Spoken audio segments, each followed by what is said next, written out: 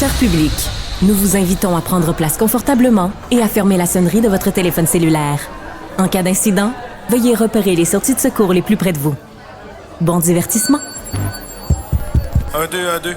OK, c'est bon, on peut y aller. Sophie Durocher. Elle met en scène les arts, la culture et la société. Une représentation pas comme les autres. Sophie Durocher.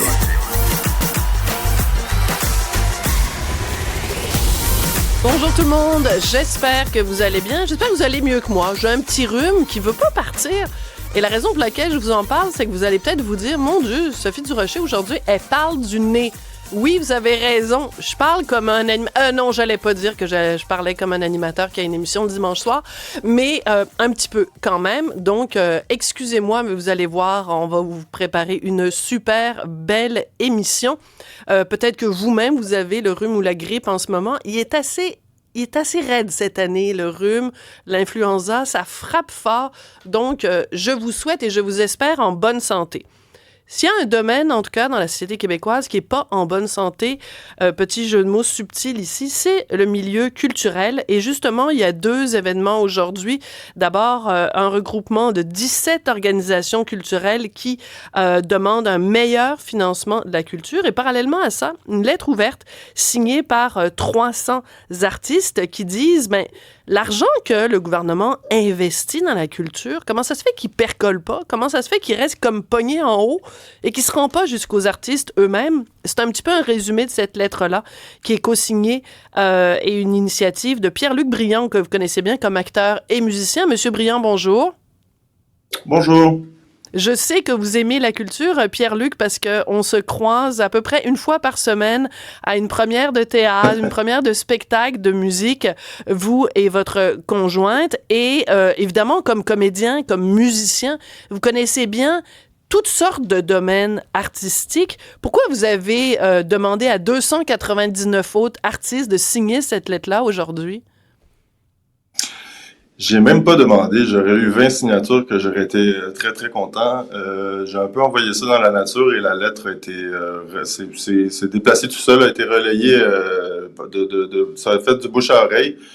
Et puis ça a donné très très vite. Écoutez, la lettre est partie jeudi si je ne m'abuse et hier on avait déjà nos 300 signataires.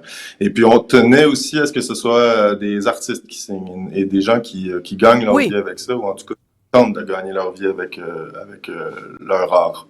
Voilà. Alors, il y a des grands noms. On pense évidemment à Michel Tremblay. Quand on a Michel Tremblay, qui est vraiment le porte-étendard de la culture au Québec, qui adoube vos propos, ça veut dire qu'il y a vraiment un problème. Alors, il y a beaucoup de sujets dans votre lettre. J'aimerais qu'on se concentre sur différents points. Vous posez un certain nombre de questions dans cette lettre-là et vous dites, par exemple, comment ça se fait qu'il y a des compagnies de production qui vivent presque uniquement avec de l'argent public, qui sont tellement lucratives, donc elles font tellement d'argent qu'il y a des consortiums dûment cotés en bourse qui les achètent. C'est une excellente question. Est-ce qu'on est dû pour une sorte de commission Charbonneau de la culture, M. Briand? Je crois que, sans se rendre jusqu'à une commission, ce qui pourrait sans doute être une bonne idée, mais je pense qu'il faut pas mettre la charrue devant les bœufs, puis il faut commencer par se parler tout le monde ensemble, puis s'asseoir et que chacune chacune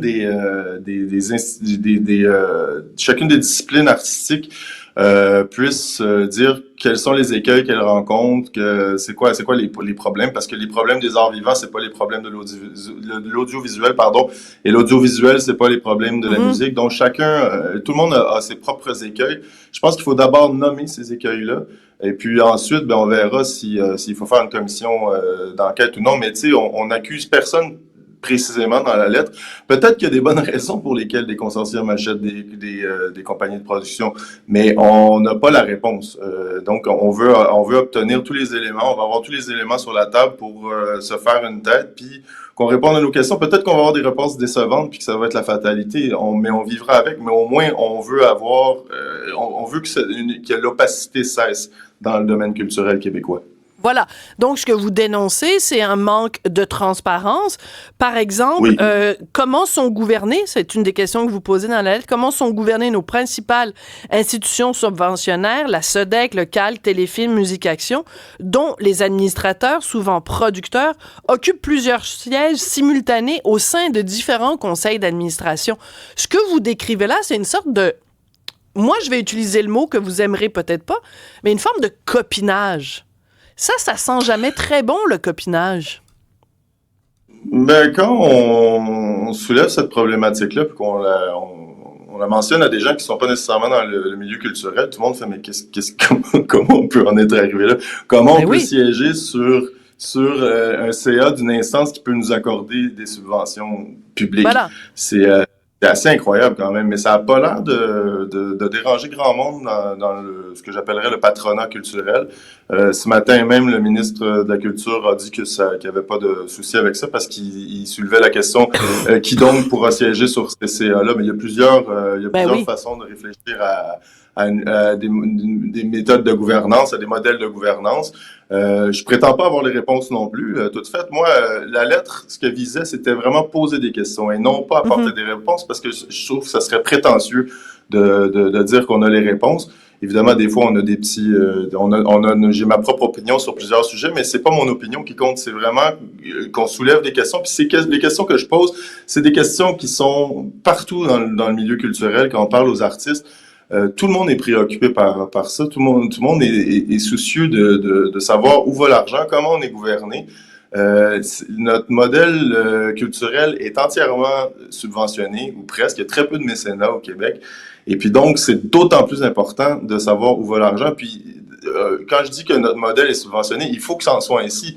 Et puis, qu'on donne l'argent à des producteurs, c'est très bien, parce que sinon, on tomberait dans un État soviétique. Donc, évidemment, l'État donne de l'argent à des producteurs pour que les producteurs fassent leur projet. Donc, puis c'est pas péjoratif ce que je vais dire, mais les producteurs au Québec, c'est un peu comme des fonctionnaires sous-traitants. Et je répète, c'est pas péjoratif. Ils gèrent l'argent public, mais en fait... Ils gèrent de l'argent public sans mettre de l'argent eux-mêmes sur leur table, ou en tout cas très peu. Il ne faut pas généraliser, mais c'est très rare que les producteurs mettent leur propre argent sur la table. D'accord, mais quand même, bon, c'est encore une fois, on peut pas parler de tous les domaines sont pas les mêmes, mais ce qui vous fait peur dans ce qu'on vient de décrire, des gens qui siègent sur différents CA, qui sont à la fois des CA subventionnaires et des CA qui reçoivent des subventions, c'est quoi? C'est la crainte d'un conflit d'intérêts?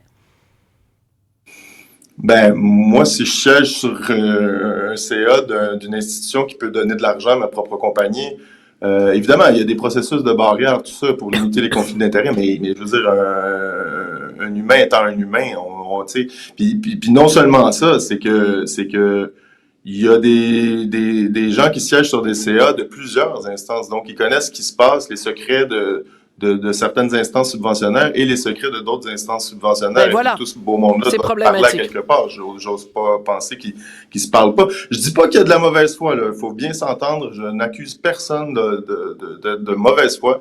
Je souligne simplement que la gouvernance est très questionnable. Il faudrait revoir notre mode de gouvernance parce que ça a donné aussi ça nous a donné des compagnies de production qui sont devenues, je vais employer le terme monstrueuses parce que c'est devenu comme des espèces de consortiums qui occupent une très grande part financière de la tarte qui est disponible sur la table pour la culture, puis on n'invente pas de l'argent. D'ailleurs, notre lettre ouverte demande pas nécessairement plus d'argent, on veut savoir comment l'argent est géré. On veut qu'il soit mieux.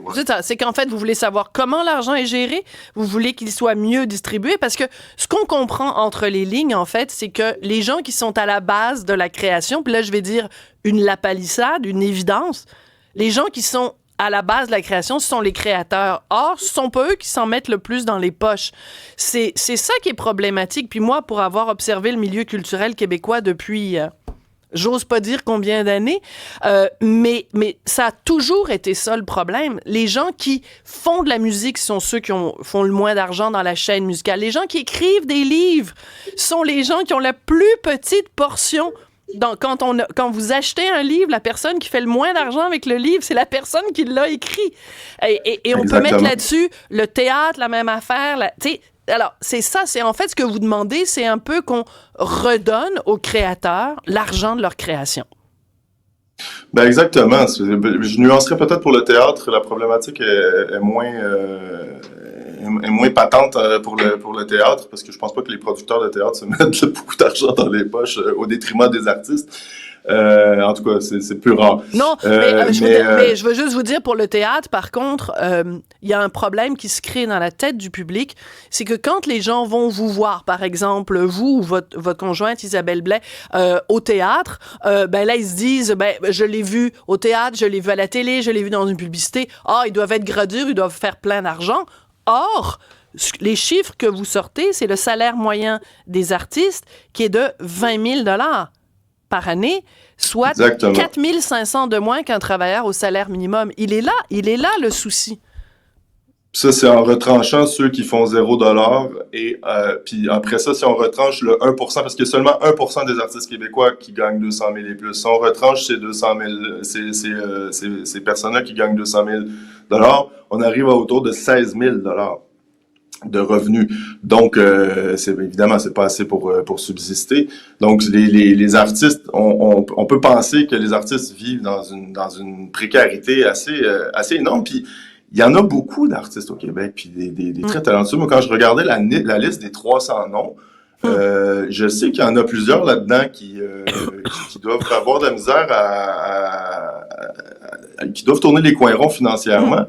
Et puis, on les connaît. C'est des gens qui sont très connus, que le public connaît, puis on se doute pas à quel point les gens qu'on connaît, les gens qui sont reconnus pour leur métier, pour leur talent, pour leur pratique artistique, souvent vivent dans une précarité, mais ou alors que pas grand monde tolérerait. Ou alors ont un deuxième métier. Combien il y en a qui sont agents immobiliers, qui font, je sais pas moi, qui emballent l'épicerie à votre épicerie du coin, ou qui font toutes sortes de job-in pour arriver, parce qu'on ne peut pas arriver et vivre seulement de son art.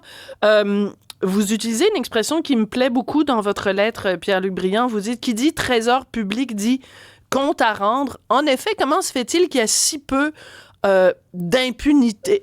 C'est-à-dire de responsabilité. C'est-à-dire que quand on donne autant de sommes et des sommes aussi importantes, il me semble qu'on devrait exiger justement de savoir où va l'argent, comment il est distribué, à quel point on aide vraiment les artistes,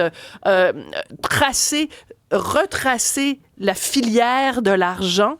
Il me semble que moi, en tout cas, comme contribuable et comme spectatrice et consommatrice d'art, ben, j'aimerais savoir où va mon argent. Ben, complètement, vous avez tout à fait raison. C'est de l'argent public, c'est l'argent de nos impôts. On sera en droit d'avoir, en tout cas, une reddition de compte un peu plus claire. C'est très, très difficile d'obtenir des redditions de compte. Il y a quelque chose d'occulte. Peut-être que c'est pour des bonnes raisons, c'est-à-dire peut-être que les chiffres qu'on nous donne sont véridiques, mais on peut en douter quand on voit que la manne va surtout vers peu de gens. En tout cas, il y a peu de gens qui profitent beaucoup de l'argent disponible sur la table au détriment de beaucoup de monde qui souffre. Je pense entre autres aux jeunes producteurs qui veulent se lancer dans le métier, et puis que maintenant que la plupart des compagnies de production, les grosses compagnies de production se font acheter par des consortiums cotés en bourse. Donc, c'est des consortiums qui s'achètent des subventions. C'est un peu étrange comme système. On peut penser Ils vont vous répondre que c'est deux entités différentes, qu'il y a une entité qui est un ESBL, puis une autre entité qui fait des profits. Hein. C'est un petit peu le modèle qu'on a vécu jusqu'ici. Il nous reste un peu de temps, Pierre-Luc Briand. Je veux juste vous poser une question. Milieu culturel, là, on va se le dire, là. Il y a un petit peu d'omerta. Donc, vous allez vous montrer votre visage aujourd'hui. Vous montrez votre visage aujourd'hui. Vous avez envoyé une lettre. Michel Tremblay a signé la lettre. 298 autres personnes ont signé la lettre. Est-ce que vous avez pensé une petite crainte à un moment donné, avant d'appuyer sur « send », appuyer sur « envoyer », vous êtes dit « il y a peut-être un producteur ou il y a peut-être un subventionnaire qui va se dire « Ah, Pierre-Luc Briand, sais-tu, la prochaine fois, on lui donnera pas de subvention parce que c'est un chialeux, Pierre-Luc Briand. » Avez-vous pensé à ça? Est-ce que vous voulez que je vous réponde dans la langue de Tremblay? Oui. Oui, mais à un moment donné, ça fait 30 ans que je pratique mon métier, plus que 30 ans même. J'ai commencé jeune et puis ces questions-là traînent depuis tout ce temps-là. Et puis à un moment donné, j'en ai eu ras-le-bol. Ce qui m'a mené à me présenter d'ailleurs pour le Parti québécois, puis après ça pour l'Union des artistes. Je me suis dit, tiens, ça suffit, faut que quelqu'un parle. Et puis on se rend compte que ça a un effet, ça fait tache d'huile quand il suffit d'un qui parle pour que les autres se délient un peu. Puis je trouvais magnifique d'avoir ces 300 signatures-là parce que c'est un peu comme si ces 300-là disaient, tiens, enfin quelqu'un parle, puis on appuie, puis beaucoup de commentaires aussi de signataires qui nous ont dit à quel point ils étaient contents que cette lettre-là existe et que c'était nécessaire et qui signaient en appuyant très fort sur leur crayon. Bon, on espère que ça provoque quelque chose et on espère aussi que pour vous, il n'y aura pas de conséquences. Et si jamais il devait y en avoir, s'il vous plaît, Pierre-Luc Briand, venez nous le dire ici à CUM parce que moi, je m'inquiète parce que les lanceurs d'alerte, très souvent, se font taper sur les doigts. Donc, espérons que dans ce cas-ci, le milieu culturel saura au moins reconnaître la valeur de votre parole. Merci beaucoup, Pierre-Luc Briand. Ah, d'accord, merci beaucoup. Merci, Bonjour. Au revoir.